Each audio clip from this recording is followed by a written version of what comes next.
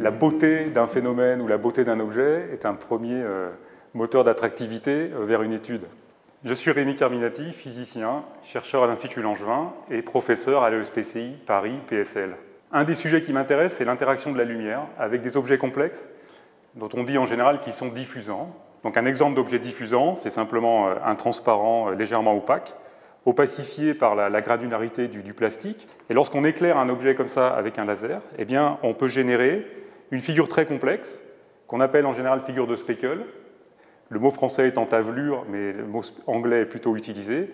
Et donc cette figure très complexe, dont la beauté émerge, en particulier de cette complexité, elle est intéressante à étudier, puisque derrière cette complexité, on peut découvrir des lois cachées, et des lois qui peuvent permettre d'imager des milieux aussi diffusants que des tissus biologiques.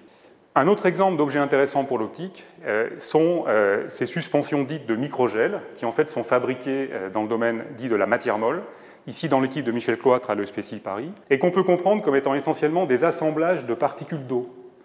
Et donc les objets qu'on voit ici ont une coloration naturelle qui naît de la microstructure. En fait, ces assemblages de particules d'eau sont complètement désordonnés, mais suffisamment ordonnés à très petite échelle pour qu'apparaissent des colorations dans la lumière que ces objets transmettent ou réfléchissent. Et donc c'est assez fascinant puisque ces colorations, qui couvrent tout le spectre de la lumière visible, en fait, apparaissent en microstructurant un objet qui est essentiellement composé d'eau, ici dans ces exemples à plus de 95%. Et il y a quelques années, on a été dans l'équipe fasciné par un autre type d'objet complexe qui génère des propriétés optiques intéressantes, qui sont formés en fait d'or évaporé sur une surface de verre. Et donc ce qu'on voit ici, quand on va de gauche à droite, c'est des structures où en fait la quantité d'or évaporé est de plus en plus importante. Donc sur les images du haut, qui sont des images de microscope électronique, ce qui est gris foncé représente l'or déposé sur la surface de verre. Et donc sur la partie gauche, on a essentiellement des gouttelettes d'or qui se déposent, et donc on fabrique un système plutôt dilué, et qui en fait, quand on l'éclaire en lumière blanche, apparaît avec une coloration légèrement rosée, qui est due au fait aux absorptions individuelles des particules d'or. Donc le fait que des petites particules, en fait on dit des nanoparticules métalliques, puissent absorber préférentiellement certaines couleurs, est connu depuis très longtemps. C'est d'ailleurs de cette manière qu'on fabriquait la coloration des vitraux des cathédrales. Donc déjà au Moyen-Âge, on fabriquait des vitraux en fait, en manipulant sans le savoir des nanoparticules. Et par exemple, la coloration rouge des vitraux, elle est due au fait que les nanoparticules d'or absorbent préférentiellement la couleur bleue, et donc la lumière qui persiste est la lumière rouge. Et donc en changeant de métal, en créant des particules de matériaux différents, on peut générer toute une palette de couleurs. C'est ce qui explique aussi la durabilité dans le temps de ces colorations, puisqu'elles ne sont pas dues à de l'absorption dans des molécules qui peuvent se détériorer au cours du temps, lorsqu'elles sont éclairées, mais elles sont dues à des absorptions dans des particules métalliques et des diffusions dans des particules métalliques qui sont extrêmement stables dans le temps. Et donc cette coloration rouge, légèrement rosée ici, c'est ce qu'on observe dans le régime, on va dire le moins intéressant parce qu'il est très facile à comprendre, dans lequel toutes ces nanoparticules d'or individuelles absorbent. Et puis quand on va complètement à l'extrême opposé sur cette image, on tend vers un film continu d'or, parce qu'on dépose de plus en plus d'or sur la surface, et donc ce film devient continu, et là on retrouve les colorations de l'or qu'on a l'habitude de voir, c'est-à-dire que l'or en réflexion est jaune, et puis si la couche est suffisamment fine pour qu'on puisse voir un petit peu de lumière en transmission, eh bien on voit une coloration un peu verdâtre. Mais ce qui est très intéressant, c'est que dans un régime intermédiaire, on est dans le régime de film dit semi-continu, dans lequel la structuration du film, comme vous le voyez ici, est extrêmement complexe. Le film est nanostructuré, et l'absorption et la diffusion de la lumière par cette structure crée une coloration bleue absolument superbe. Et donc on crée de l'or bleu, mais pas en changeant quoi que ce soit dans la chimie du matériau, mais simplement en changeant sa structure à des échelles qui sont de l'ordre de quelques dizaines de nanomètres. On n'était pas les premiers à étudier cette apparition de couleur bleue et d'essayer de comprendre l'optique de ces systèmes dans le régime intermédiaire, dit régime semi-continu. Mais il restait encore de nombreuses questions à élucider au début des années 2000, lorsqu'on a entrepris nos travaux. Donc attiré par cette volonté de comprendre non seulement cette coloration, mais de comprendre ce qui se passait à l'échelle nanométrique sur ces objets, à l'Institut Langevin ont été entreprises des expériences complètement nouvelles pour ce type de matériaux, qui ont consisté en fait à étudier la manière dont des molécules fluorescentes, donc des molécules qu'on éclaire à une certaine couleur, ici dans le vert, et qui réémettent de la lumière rouge, est modifiée par l'interaction avec ces structures métalliques. Alors il faut savoir qu'on peut obtenir beaucoup d'informations en regardant comment la lumière de fluorescence est émise dans le temps.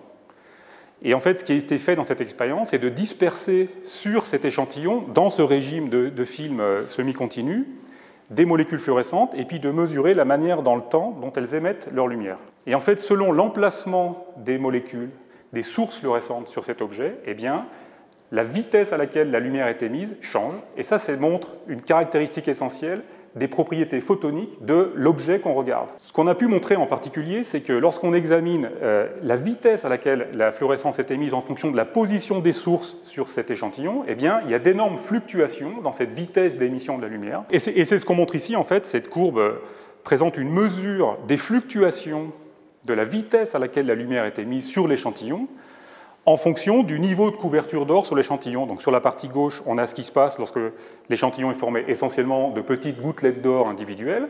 Sur la droite, ce qu'on a, c'est le film quasi continu, qui est aussi quelque chose qui est très très bien compris. Et puis on voit que quand on passe dans ce régime de film semi-continu, eh bien ces fluctuations augmentent brusquement.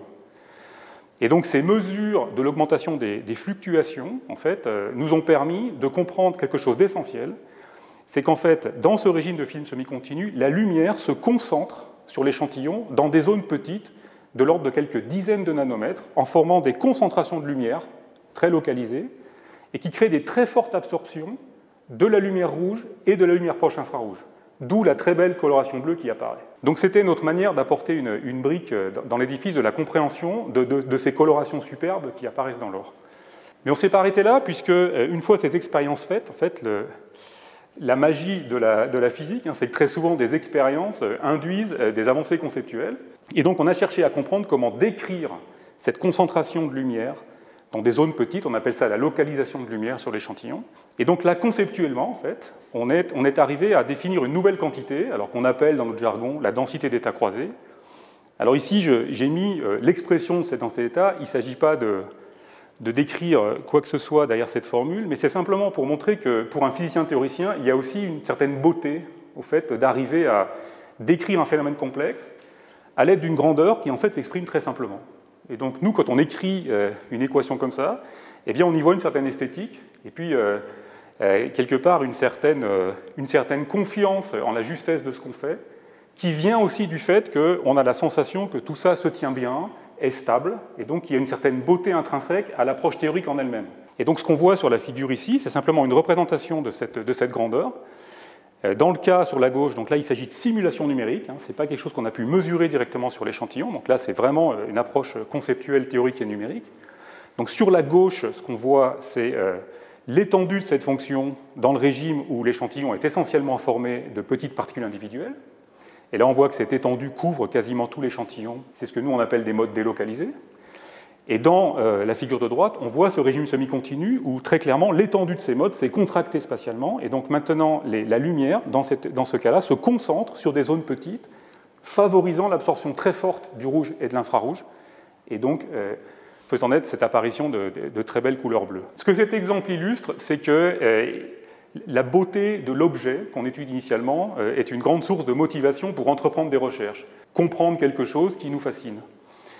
Et puis, au-delà de ça, finalement, de proche en proche, cette expérience stimule de plus en plus d'avancées conceptuelles, et donc on peut être amené à développer même une approche théorique pour expliquer un phénomène, et que de cette approche théorique naît aussi une certaine beauté intrinsèque, qui est assez finalement déconnectée de la beauté initiale de l'objet, et qui non seulement est très satisfaisante pour un physicien théoricien comme je suis, je pense que de nombreux collègues physiciens théoriciens, très souvent, se disent que leur théorie est belle, ou que leur édifice semble bien construit parce qu'il a une certaine beauté. C'est un mot qu'on emploie très souvent, même en physique théorique. Et donc de cette beauté intrinsèque naît aussi une sensation de justesse. Et finalement, le critère de justesse qui naît de la beauté d'une théorie est très très souvent utilisé, même en physique théorique.